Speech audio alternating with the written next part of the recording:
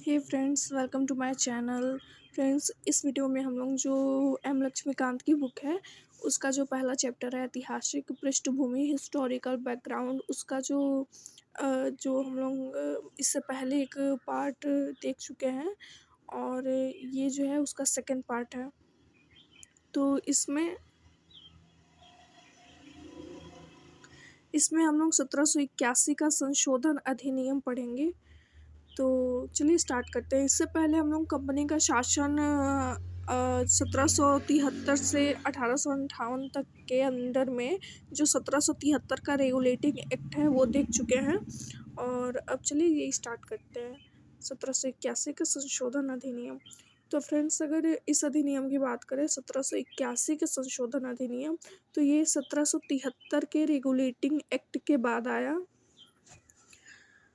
और regulating act of 1773 की खामियों को ठीक करने के लिए ब्रिटिश संसद ने अमेंडिंग एक्ट ऑफ 1781 पारित किया, जिसे बंदोबस्त कानून के नाम से भी जाना जाता है।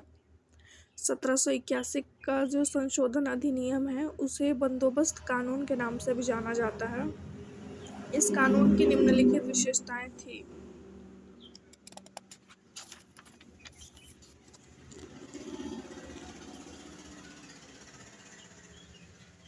इस कानून ने गवर्नर जनरल तथा काउंसिल को सर्वोच्च न्यायालय के क्षेत्राधिकार से बरी अथवा मुक्त कर दिया। उनके ऐसे कृत्यों के लिए जो उन्होंने पदधारण के अधिकार से किए थे, उसी प्रकार कंपनी के सेवकों को भी उनकी कार्य करने के दौरान की गई कार्यवाहियों के लिए सर्वोच्च न्यायालय के क्षेत्राधिकार से मुक्त कर दिया गया। इस कानून में राजस्व संबंधी मामलों तथा राजस्व वसूली से जुड़े मामलों को भी सर्वोच्च न्यायालय के क्षेत्राधिकार के बाहर कर दिया गया। इस कानून द्वारा कोलकाता के सभी निवासियों को सर्वोच्च न्यायालय के अधिकार क्षेत्र के अंतर्गत कर दिया गया। इसमें यह भी व्यवस्था बनाई गई कि न्यायालय हिंदुओं के निजी कानूनों के हिसाब से हिंदुओं तथा मुसलमानों के निजी कानूनों के हिसाब से मुसलमानों के वाद या मामले तय करे।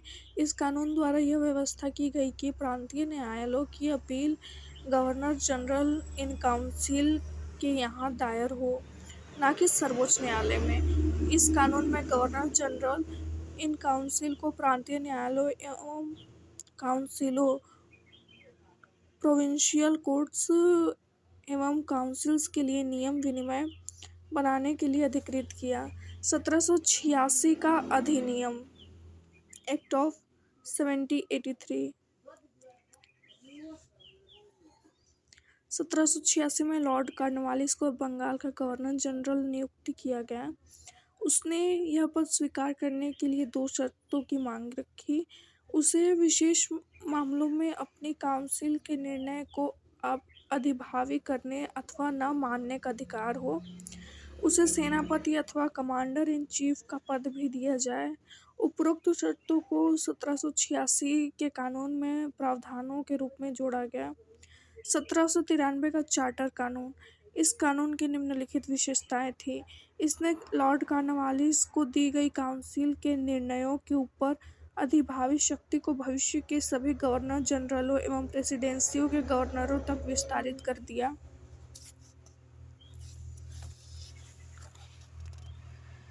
इसने गवर्नर जनरल को अधीनस्थ बॉम्बे और मद्रास प्रेसिडेंसी की सरकारों के ऊपर अधिक नियंत्रणकारी शक्ति प्रदान की।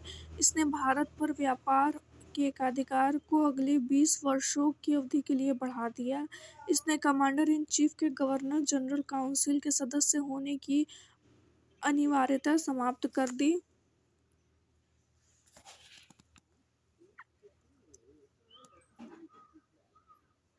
बशर्ते कि उसे उसी रूप में नियुक्त किया गया हो।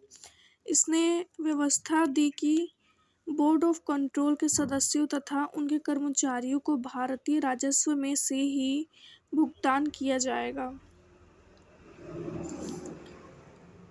चार्टर कानून 1813। इस कानून ने भारत में कंपनी के व्यापार एकाधिकार को समाप्त कर दिया, यानी भारतीय व्यापार को सभी ब्रिटिश व्यापारियों के लिए खोल दिया गया। तब भी इस कानून ने चाय के व्यापार तथा चीन के साथ व्यापार में कंपनी के एकाधिकार को बहाल रखा। इस कानून ने भारत में कंपनी शासित क्षेत्रों पर ब्रिटिश के राजा की प्रभुता को प्रकट व स्थापित किया। इस कानून ने ईसाई मिशनरियों को भारत आकर लोगों को प्रबुद्ध करने की अनुमति प्रदान की। इस कानून ने भारत के ब्रिटिश इलाकों में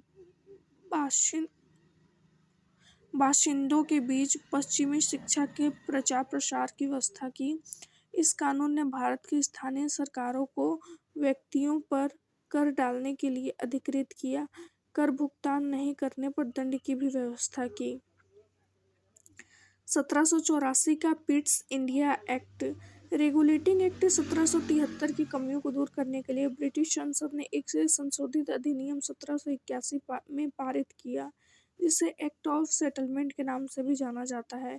इसके बाद एक अन्य महत्वपूर्ण अधिनियम पिट्स इंडिया एक्ट 1784 अस्तित्व में आया। इस अधिनियम की विशेषताएं इस प्रकार थीं। इसने कंपनी के राजनीतिक और वाणिज्यिक कार्यों को पृथक कर दिया।